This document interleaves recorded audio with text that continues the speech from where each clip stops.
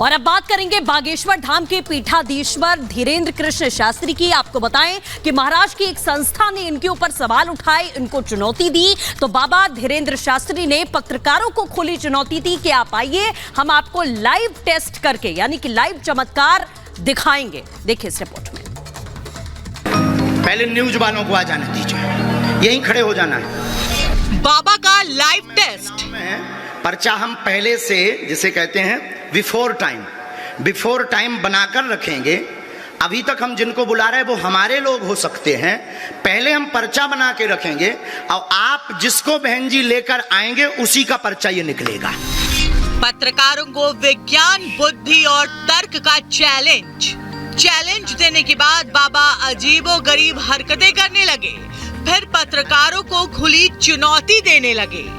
अब लगाओ अपनी बुद्धि, अपना तर्क, अपना विज्ञान, अपनी पढ़ाई, जितनी तुम्हारी बुद्धि हो। कृषि से हर दिन, हर महीने, हर साल, इतना ही नहीं आपके रिटायरमेंट के लिए भी पैसे कमाना है, फिर देरी किस बात की। फ्रीडम ऐप को अब भी डाउनलोड कीजिए। खुली चुनौती, बालाजी का भरोसा। साधु जी, ओ साधु जी, साधु जी।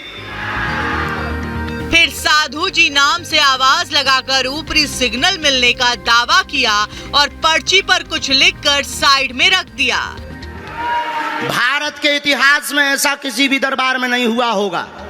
रोती बिलखती हुई, आंसू पोंछती एक महिला को मंच पर लेकर पहुंची महिला पत्रकार। बाबा ने पत्रकार को एक और चैलेंज दिया।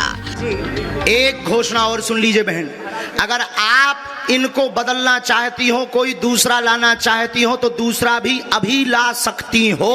अपने आप पर्चे में बालाजी दूसरी लीला कर देंगे। नहीं का। जब पत्रकार ने दूसरा कैंडिडेट चुनने से इनकार कर दिया, फिर धीरेन्द्र शास्त्री ने पर्चा उठाया और ऊपर की ओर मुंह कर भगवान राम और बालाजी को याद किया। आपके मन में दो प्रश्न हैं। बालक का प्रश्न है, कृपा होगी, चल नहीं पाता, स्वास्थ्य ठीक नहीं, नसें टेढ़ी हैं, धन की तंगी भी बनी, वो ठीक हो जाएगा, दिव्यांश स्वस्थ होगा, आशीर्वाद है।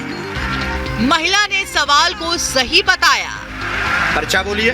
जी सही है। माइक से बोलिए। बिल्कुल सही है। बिल्कुल। फिर धीरेन्द्र शास्त्री ने समाधान बताया, कुल देवी के बारे में बताया।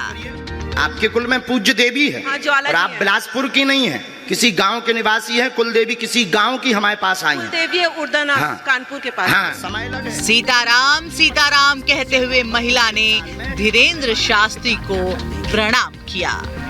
सीताराम मूर्ख तो नहीं बन गई। Bureau report, Republic Bharat. जय सिया राम। जय सिया राम। तो देखिए बागेश्वर धाम के बाबा जो है धीरेन्द्र शास्त्री अलग अलग दावों के लिए अपने चर्चे में, और ऐसे में एक दावा है रावण से फोन पर बातचीत करने का। क्या कहा है रावण से फोन पर बातचीत करने का, इस रिपोर्ट के जरिए हम आपको बताते हैं।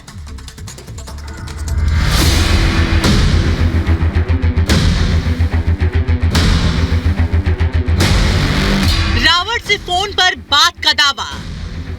ऊपरी संकेत से लोगों की समस्या जान लेने का दम भरने वाले बाबा रावण से फोन पर बात का भी दावा कर चुके हैं। एक बार हमारी रावण से बात हुई, हमने कहा क्यों दशानंद जी, माय डियर कैसे हो। हमने बुंदेली में बात की तो रावण ने भी बुंदेली भाषा में ही बात की। उन्होंने कहा हेलो बागेश्वर वाले बोल रहे हैं। हम कहा जी, हम कहा भैया कैसे हो। हमने बुंदेली में बात करी, रावण ने भी हमसे बुंदेली में बात की। हम तो ठीक है भैया। हद तो जा हो गई कि साउंड में फटर फटर हो गो। हमने कहा भाई साहब दसई मौ से बोल रहे का। बोला हाँ। हमने कहा 9 लॉक करो, 1 से बोलो। फिर 1 मुंह से बात हुई रावण के। अब रहा होगा कोई 10 में से 1 मुंह, चाहे बीच वाला हो, अगल बगल पूछना नहीं, क्योंकि दिख नहीं रहा था। बात हुई तो हुई। राम जी से दुश्मनी करने की बात पूछी। हमने पूछा रावण को कि तुमने राम जी से दुश्मनी क्यों की। सुनना, बड़ी गंभीर बात। हमने पूछा रावण को, तुमने राम जी से, भगवान ब्रह्म है, मर्यादा पुरुषोत्तम है, जानकी जी का हरण क्यों किया। तुमने राम जी से दुश्मनी की, तुम्हें शर्म नहीं आती अपने मन से। ब्राह्मण हो करके ब्राह्मणों की नाक कटा रहे हर बार, इसीलिए तो तुम जलते हो, इसीलिए तो तुम्हें जलाया जाता। खाक अगर तुम राम जी से दुश्मनी ना करते भला क्यों जलाया जाता तुम्हें? रावण ने बागेश्वर वाले बाबा को क्या जवाब दिया, सुनिए धीरेंद्र शास्त्री के मुंह से। हमने कहा उसको तू अपने भाई से सीखता, विभीषण से। विभीषण राम जी के चरणों में चला गया, तू चला जाता, क्या बिगड़ता तेरा? रावण बहुत प्यारी बात बोल रहा था, फोन से बोल रहा था, खबर नहीं कब की बात बोल रहा था। रावण हमसे कह रहा था बागेश्वर वाले महाराज मैं क्या बताऊं? मैंने कहा बताओ। रावण बुंदेली भाषा में बोला।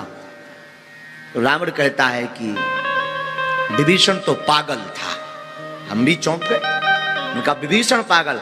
बोले देखो अगर राम जी के पक्ष में जाते तो राम जी के बगल में अथवा पीछे खड़ा होना पड़ता। हम राम जी के विपक्ष में गए तो राम जी के सामने खड़ा होना पड़ा। और जो विभीषण को दर्शन का आनंद नहीं मिला, रावण कहता वो हमें दर्शन का आनंद प्राप्त। अपनी वाक पटुता से श्रद्धालुओं को मोहित करते धीरेंद्र शास्त्री सनातनी कथा प्रसंग को अलग अलग ढंग से सुनाते हैं और हनुमान कृपा का दावा करते हैं। Bureau report, Republic Bharat. कृषि से हर दिन, हर महीने, हर साल, इतना ही नहीं आपके रिटायरमेंट के लिए भी पैसे कमाना है? फिर देरी किस बात की? फ्रीडम ऐप को अब भी डाउनलोड कीजिए।